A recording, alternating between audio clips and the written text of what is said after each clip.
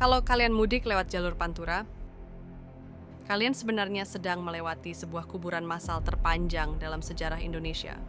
Jalan yang membentang 1000 km dari Anyer sampai Panarukan ini dibangun hanya dalam waktu 1 tahun. Di zaman modern saja itu mustahil, apalagi di tahun 1808. Di balik megahnya jalan ini, ada sosok gubernur jenderal yang sangat ditakuti. Ia dijuluki Mas Galak, Tuan Guntur, hingga Marsekal Besi. Namanya Herman Willem Daendels. Tapi benarkah dia sekejam itu?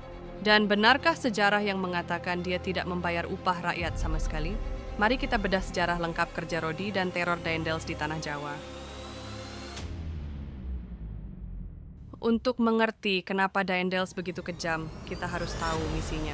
Daendels datang ke Hindia Belanda bukan sebagai pedagang santai seperti VOC. Dia adalah seorang jenderal militer revolusioner.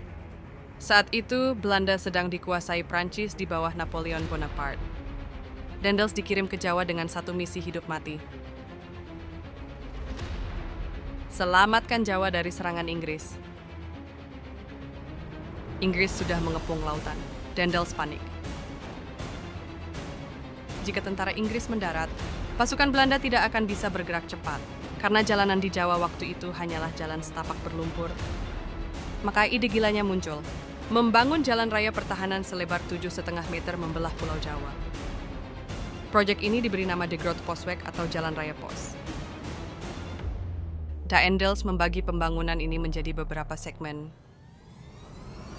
dan mewajibkan para bupati lokal untuk menyediakan tenaga kerja. Disinilah istilah kerja Rodi menjadi mimpi buruk. Medan yang dihadapi sangat brutal. Bayangkan rakyat harus membelah Bukit Cadas di daerah Sumedang, hanya dengan linggis dan tangan kosong. Hutan belantara dibabat, rawa-rawa ditimbun. Tanpa alat berat, tanpa jaminan kesehatan. Nyamuk malaria menyerang ribuan pekerja. Yang jatuh sakit dibiarkan mati, mayatnya kadang hanya dipinggirkan begitu saja, agar pembangunan tidak berhenti. Nah, ini bagian yang sering jadi perdebatan sejarawan. Apakah Daendels benar-benar tidak membayar rakyat? Arsip sejarah menunjukkan fakta yang mengejutkan. Daendels sebenarnya menyiapkan anggaran 30.000 ringgit untuk upah pekerja dan mandor. Ia juga menyiapkan garam dan beras. Masalahnya, Daendels tidak memberikan uang itu langsung ke rakyat. Ia memberikannya lewat sistem feodal, residen dan bupati. Tragisnya, banyak laporan menyebutkan uang itu dikorupsi oleh para pejabat pribumi sendiri, sebelum sampai ke tangan rakyat jelata.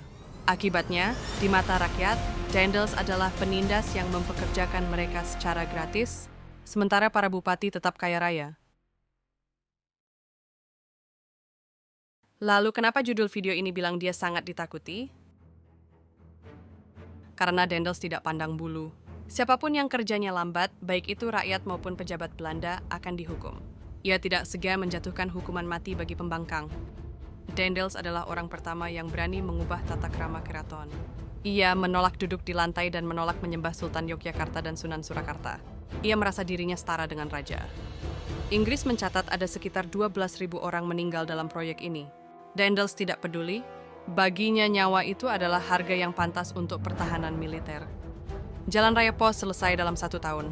Prestasi teknik sipil yang luar biasa. Tapi dibangun di atas tulang belulang ribuan leluhur kita. Daendels mengajarkan efisiensi militer, tapi ia juga mewariskan trauma mendalam tentang kerja paksa, yang kemudian berlanjut ke era tanam paksa dan Romusha. Jadi saat kalian melintasi Jalan Anyer Panarukan nanti, ingatlah bahwa jalan itu dibayar bukan dengan uang, tapi dengan nyawa. Bagaimana pendapat kalian tentang Daendels? Tokoh pembangunan atau penjahat kemanusiaan? Tulis di kolom komentar ya. Jangan lupa like dan subscribe untuk bedah sejarah lainnya. Sampai jumpa.